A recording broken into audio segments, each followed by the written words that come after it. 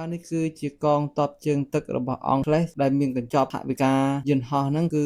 ដែលត្រូវបានគេស្គាល់ថាជាកញ្ចប់ Jack Suit បងប្អូនណាហើយវាអាចហោះល្បឿនរបស់វាហ្នឹងគឺ10នាទីល្បឿនរហូតដល់85ម៉ៃបងប្អូនណាគឺលឿនបាទលឿនមែនទែនណាហើយបុគ្គលិកនេះមកពី Royal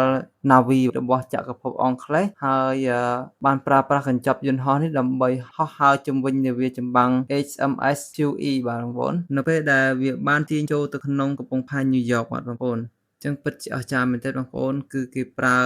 គេហៅថាប្រើខ្យល់បងប្អូនណាប្រើខ្យល់ហើយត្រូវការទប់ដៃហ្នឹងគឺធ្វើយ៉ាងណាកុំឲ្យខ្លួនយើងត្រេតទៅមុខទៅក្រោយបើអញ្ចឹងទៅគឺអាចធ្វើឲ្យគាត់ដួលឬក៏ទប់លំនឹងមិនបានគឺហោះបណ្ណាបណ្ណីតែម្ដងបាទអញ្ចឹងគឺត្រូវការប្រើដៃហ្នឹងដើម្បីទប់លំនឹងខ្លួនតែម្ដងបាទ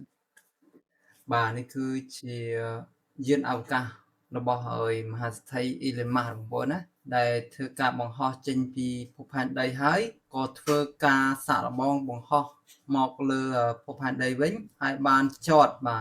នៅកន្លែងដដែលកន្លែងដែលបង្ហោះចេញបងប្អូនណាគឺបានជោគជ័យ 100% ហើយអត់មានខូចខាតត្រង់ទីប្រហែលទេបងប្អូនអាចប៉ះពាល់តិចតួចប៉ុន្តែយានហ្នឹងគឺមានសភាពល្អគឺមានន័យថាយានដែលគេបង្ហោះភាគច្រើននៅពេលដែលបង្ហោះទៅ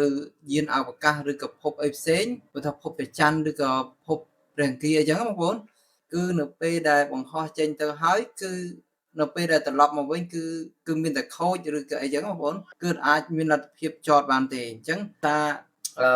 ក្រុមហ៊ុនរបស់មហាសេដ្ឋី Elon Musk ហ្នឹងគឺគាត់បានធ្វើការតេស្តសាកល្បងជាមួយយានអវកាសមួយនេះបង្ហោះទៅហើយគឺចតវិញបានដោយជោគជ័យបាទអញ្ចឹងយើងចូលរួមផ្ទៃតមួយបាទបងប្អូនណានេះគឺជាអ្វីដែលល្អពិសេសមែនទែនបាទសម្រាប់ក្រុមហ៊ុនមួយនេះបាទឥឡូវយើងមកហាត់ប្រាណដើម្បី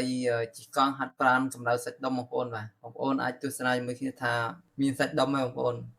អេមហ្មងបងប្អូនពិតជាស្អាតបងប្អូនហើយទេសភាពស្អាតមែនទែនបាទអញ្ចឹងបងប្អូនប្រកាសជា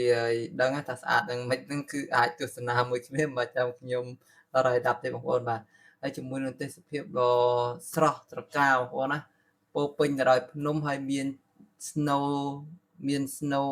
រលាយបដាហើយបងប្អូនអញ្ចឹងរដូវនេះគេហៅរដូវប្រហែលជា Spring ឯងបាទបងប្អូនរដូវលើកឈើលាស់ហើយស្មៅក៏ចាប់ផ្ដើមលាស់បដាទឹកកកចាប់ផ្ដើមរលាយបដាហើយឃើញថាទេសភាពគឺស្អាតមែនទែនបងប្អូនណាចឹងបងប្អូនដែលចង់ទៅជិះកង់ហើយហាត់ប្រាណអីអាចទៅបរទេសឲ្យបានដោយសារនិយាយនេះបងប្អូនអ្នកមើលនេះជិះជាមួយនឹងស្អាតយើងហ៎បាទអូអេមែនទែនបាទសាច់និយាយទៅគឺខ្ជូតទេបងប្អូនខ្ជូតហ្មងនេះបាទនិយាយទៅគឺអេហ្មងបាទហើយបងប្អូនមើលបាទហើយនេះគឺជាការបង្ហាញបងប្អូន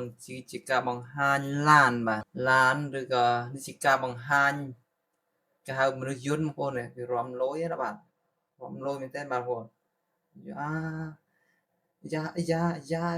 យកបងប្អូនយើងរំតាមគេបងប្អូនហើយនេះគឺជាការហោះបងប្អូនណា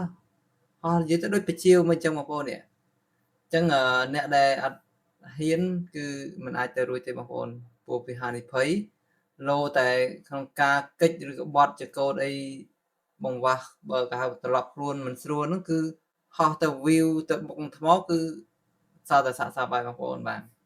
ហើយនេះគឺជាការបើកម៉ូតូបងប្អូនបាទសរសើរតែម្ដងបងប្អូនម៉ូតូនេះគឺជិះឆ្លងកាត់ទឹកបានបងប្អូនណានេះគឺជិះកាត់លើទឹកសមុទ្រតែម្ដងបងប្អូននេះហើយអត់ដួលទេអត់និយាយទៅគឺសរសើរតែម្ដងបងប្អូនអត់លិចទេណាហើយសបោទៅទស្សនាមែនទេបាទបងប្អូនខ្ញុំសរសើរដោយស្មោះតែម្ដងគឺអាចជិះបានទៅលើទឹកបាននេះខ្ញុំគិតថាម៉ូតូនោះគឺមានប៉ុងអីមួយក្នុងការត្រូលឲ្យបងប្អូននោះបាទគឺមានប៉ុងត្រូលកុំឲ្យម៉ូតូនឹងវាដួលអញ្ចឹងណាអីមែនទេបាទបងប្អូនបាទអីមែនទេបាទ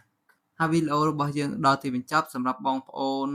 គិតថាល្អកុំភ្លេច share ម្នាក់មួយទេបាទបងប្អូនណា share ម្នាក់មួយដើម្បីឲ្យបងប្អូនយើងបានទស្សនាទៀតណាចាអរគុណច្រើនសម្រាប់ការតាមដានវីដេអូនេះជួបជាមួយខ្ញុំបាទនៅវីដេអូក្រោយទៀតបាទអរគុណបាយជម្រាបលាបាទ